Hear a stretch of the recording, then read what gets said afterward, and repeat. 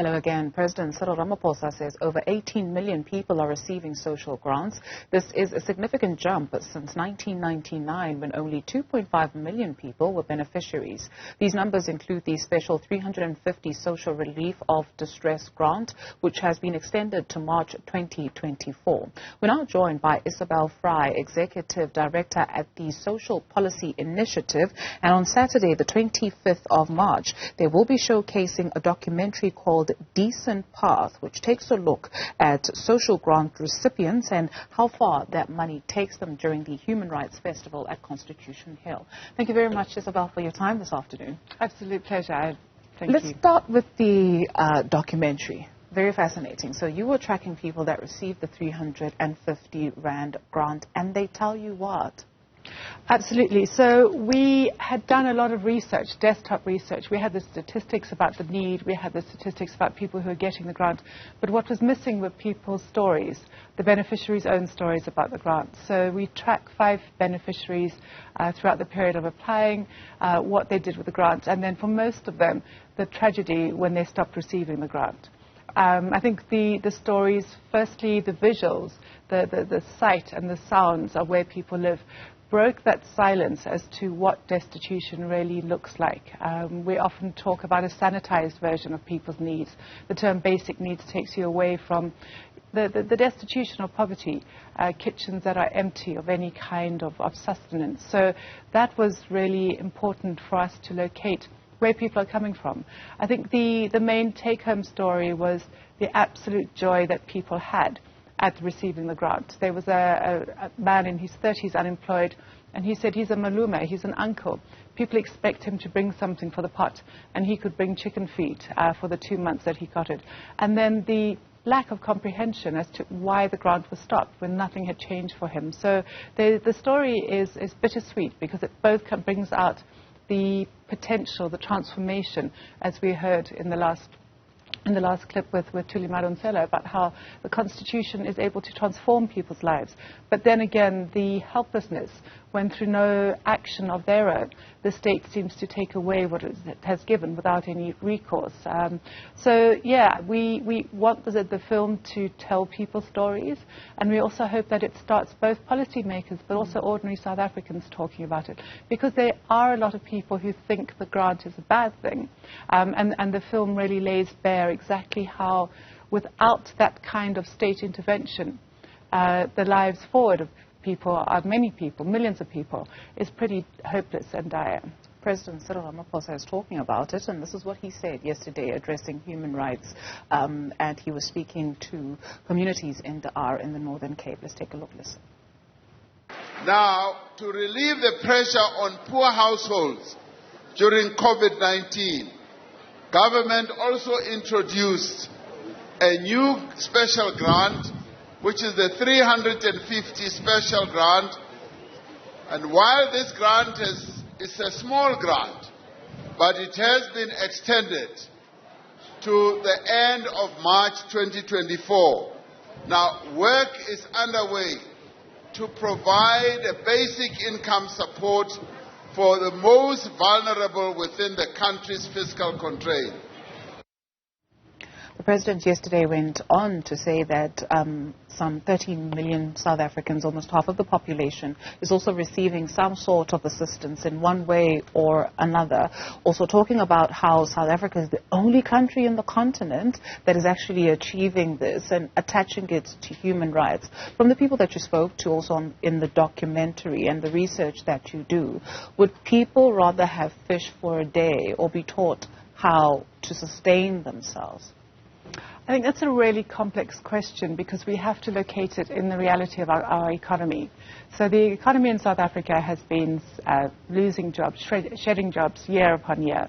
And in fact, we're talking about 11.6 million adults who are unemployed and another 12.8 million adults who are neither economically active or who are not involved in any economic activity. So just compare that briefly to the UK, where the figure is 1.3 million people. So the scale and the magnitude of people who are excluded from the economy is absolutely shocking. And this has been the trajectory from apartheid times when people were, where land was taken, where assets were taken, and also where opportunities to work were taken. So we've got that trajectory going. With globalization, the production of local goods for local consumption, that was closed down as well. So you have many millions of people who have no income. In fact, if you look at the General Household Survey, we've got 60% of people for whom salaries are important as a main source of income, as one of the main sources, but another 51% where grants fill that role as well. Some of them are sort of overlap. So that's the reality today. And I think that what I'm seeing, what I'm really welcoming from the President's recent speeches, in fact, I was at the City Hall on Saturday with the ANC sectoral engagement, and there was a recognition that a welfare state is not a dirty word. In fact, I think we should call it a caring state, a state that cares for its people. If the private sector doesn't create jobs, if people are hungry, then what is the state meant to do? The state is meant to provide that basic platform which enables people to start their own livelihoods. And that's what the movie also shows, is that of the men and women who were receiving the grant, there was one woman who had many small children that she was looking after, but everybody else used the grant in order to start their own small businesses. And that's the kind of initiative that we need to see. We need to see poor people not being regarded as helpless, but they need to have a small leg up. So the other aspect, of course, about the 350 grant is that it's the constitutional thing to do. The Constitution places on the state the obligation to meet people's needs. All of the grants currently are means tested, which means that people are poor enough to get them. It's not a free-for-all. But we've only had grants for children and old-age pensioners because the construct of our system is located in apartheid, where actually most white people had a job or were guaranteed a job. So we have a missing middle of invisible need. And right now what we see in the ANC policy conference, which was affirmed in December, recognized the need to continue the 350 grant, to increase it, and eventually to get to a universal basic income grant. It's a great, great feat that we are the country on the continent that has the best system. And I think that's a massive achievement, and the government should be proud of it.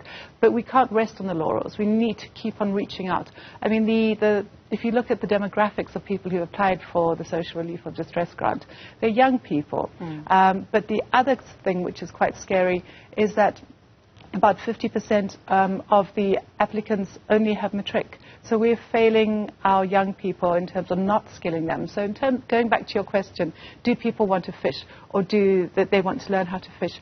People desperately want to have skills. They want to have access to a job. We see, and our research shows, if you look at comparative countries, that by giving people access to income that is guaranteed and not taken away, they're able to take small risks. They can start looking for jobs. I mean, Youth Capital came out with research which showed that the average cost of looking for a job for a young person is between 900 and 1,000 rand a month in order to get the transport, but also to photocopy your CV, to respond, to get internet access. So we're expecting people to do the impossible, which is without sufficient skills, without access to a job application process, to suddenly get jobs that don't exist because the economy isn't producing them. So, in fact, we see this as quite a critical moment. I think we'll look back on it historically and say that was the moment in which there was recognition of the structural imprisonment that we have, and it's a liberation. And so it was really good and fitting to see it on Human Rights Day. Sure. I think my concern comes in, you spoke of the 350 Rand grant where some people start their own businesses. We saw some businesses folding because of the electricity crisis, right? And then you've got people, for instance, in other parts of the continent, maybe I think of Ghana, the streets of Accra, people there are so entrepreneurial. You've got these big markets where people are able to make money on a daily basis. So they're able to fish for more than just a day.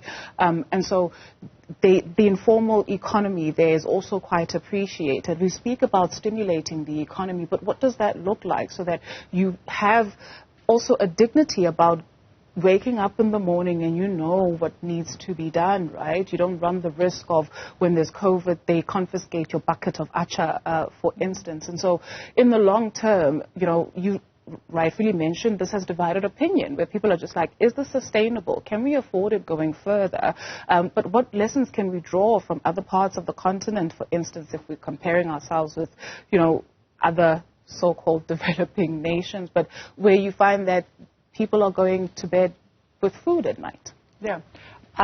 Again, a really good question. In fact, I wrote a column about Ghana and the thriving informal economy and how we can get to that. What we find, however, is because of the huge levels of inequality in South Africa, firstly, that affirms that it is affordable. We have the income. It's just how it's accumulated. The wealth accumulation sits on the income and it's not being distributed. And no other country in Africa has quite close to us in terms of inequality than Namibia and Botswana have because of the extraction. Yeah. But the ability to command your own income means that you've got to have customers. And if everybody in your neighborhood is equally poor and can't afford to support each other, then that's dead in the water. I mean, we have a really high failure rate of small businesses, which is crucial because if people start a business, they need to have some guarantee of success. So what we say is that that kind of cash platform enables all these other things to springboard. But we've seen people over the last 30 years, people are not willing to be lazy. They're wanting to have jobs. And if they're not able to break through the oppression of poverty, we need to look at ways in which that can be broken and people's ability to be entrepreneurial is unleashed. Absolutely. You spoke about the consultations on Saturday with the President in terms of the social compact. What were your submissions? Well, about the basic income grant, in fact, and the President acknowledged and said every time he sees me, I'm talking about the basic income grant. So it was great to hear how that's sort of, the feeding into the Human Rights Day. I think what people are saying is we need to have some structural changes immediate. We need to have the national health insurance actually coming through, that people's ability to believe promises that are increasingly empty is not appreciated. And I think with the elections looming, in fact, I was saying to somebody else, we had those consultations and then we had the EFF coming in with the shutdown. This is the time when ordinary citizens who have the votes, we are in the prime seats. We need to be holding our politicians to account and say, this is what we need. What are you going to do about it?